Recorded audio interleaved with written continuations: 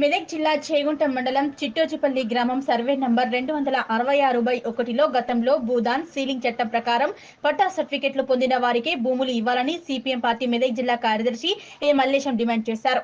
1974, 1993లో ceiling చట్టం ప్రకారం 2004లోని భూదాన్ చట్టం ప్రకారం గ్రామంలోని 192 రైతులకు 400 ఎకరాల భూమి పంచారన్నారు.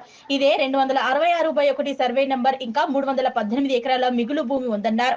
ఈ భూమిపై దేశ్ముఖ్, దొరలు, కిషన్ రావు, కమలాకర్లు అక్రమ పద్ధతుల్లో కోర్టులో కేసులు వేసి 10 సంవత్సరాలుగా రైతులను భయభ్రాంతులకు గురి చేస్తున్నారన్నారు. ఉమ్మడి మెదక్ జిల్లా కలెక్టర్ శరత్ రైతులకు అనుకూలంగా రిపోర్టుతో కోర్టుకు వివరాలు సమర్పించారన్నారు.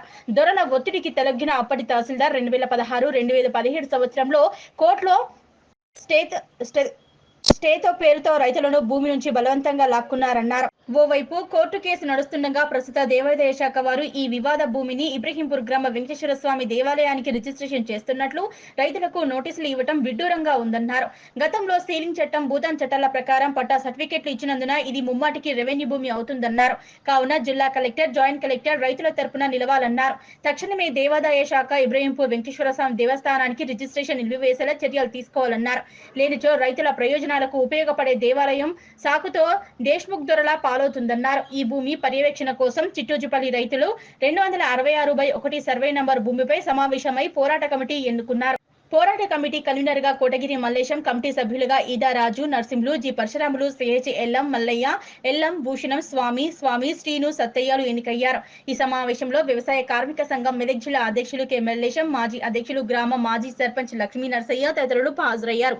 మెదక్ జిల్లా చేగుంట మండలం చిట్టోజిపల్లి గ్రామ పరిధిలోని 266/1 సర్వే నంబర్లో మొత్తం భూమి 755 ఎకరాలకు గాను గతంలో 1974 తర్వాత 1993 సంవత్సరాల్లో రైతులకు సీలింగ్ యాక్ట్ కింద పట్టా సర్టిఫికెట్ ఇవ్వడం జరిగింది.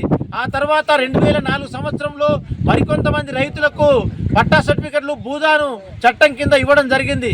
ఈ రకంగా సర్టిఫికెట్లు ఇచ్చిన తర్వాత రైతులకు పొజిషన్లోకి వస్తే దేశ్ముఖ్ దొరలు ఈ భూమి మాదని చెప్పి కోర్టులో స్టెథోస్కో తీసుకురావడం జరిగింది. దీని మీద రైతుల పోరాటం సందర్భంగా అప్పటి తహసీల్దార్ గారు రైతులను బలవంతంగా భూమి నుంచి ఆపేసిన తర్వాత కూడా ఉమ్మడి జాయింట్ కలెక్టర్ గారు కోర్టుకు కూడా రైతులకు అనుకూలంగా రిపోర్ట్ సబ్మిట్ చేయడం జరిగింది. అప్పటి నుంచి ఇప్పటి వరకు ఈ భూమి కోర్టు కేసులో కొనసాగుతున్నది. ఒకవైపు కోర్టు కేసు కొనసాగుతూ స్టెథోస్కో ఉన్నటువంటి సందర్భంలో ఎండోన్మెంట్ వాళ్ళు ఈ భూమిని అంతా ఇబ్రాహీంపూర్ గ్రామంలో ఉన్న వెంకటేశ్వర దేవాలయానికి రిజిస్ట్రేషన్ చేస్తామని చెప్పి అక్రమ పద్ధతుల్లో దేశ్ముఖ్ దొరలు దీన్ని వెనుక ఉండి నడిపిస్తున్నారు. మేము ఇప్పటికే జిల్లా కలెక్టర్ గారికి కూడా మెమోరాండం ఇవ్వడం జరిగింది. వెంటనే జిల్లా కలెక్టర్ జోక్యం చేసుకొని రైతులకు సర్టిఫికెట్లు ఇచ్చారు కాబట్టి ఇది రెవెన్యూ భూమి అవుతుంది. రెవెన్యూ భూమి మీద జిల్లా కలెక్టర్, జాయింట్ కలెక్టర్ కోర్టులో కొట్టాలి, ప్రభుత్వంతో కొట్లాడాలి. ఈ రైతులకు భూమి ఇవ్వాల్సిన అవసరం ఉంది. తక్షణమే ఈ రిజిస్ట్రేషన్ ప్రక్రియను ఆపాలని చెప్పి ఈరోజు ఇక్కడ గ్రామంలో రైతులు సమావేశం ఏర్పాటు చేసుకోవడం జరిగింది. ఈ సమావేశం సందర్భంగా ప్రభుత్వాన్ని, జిల్లా అధికార యంత్రాంగాన్ని రైతుల పక్షాన్ని నిలబడాలని చెప్పి మేము డిమాండ్ చేస్తున్నాం. దొరల యొక్క పెత్తనం సాగదని చెప్పి ఈ సందర్భంగా హెచ్చరిక చేస్తున్నాం. ఒకవేళ కనుక ప్రభుత్వము, అధికార యంత్రాంగము దిగొచ్చి ఈ భూమి సమస్య పరిష్కారం చేయనట్టయితే భవిష్యత్తులో మొత్తం గ్రామ రైతులందరూ కలిపి ఈ భూమిని దున్ని పోరాటాన్ని కొనసాగిస్తారని చెప్పి హెచ్చరిక చేస్తున్నాం.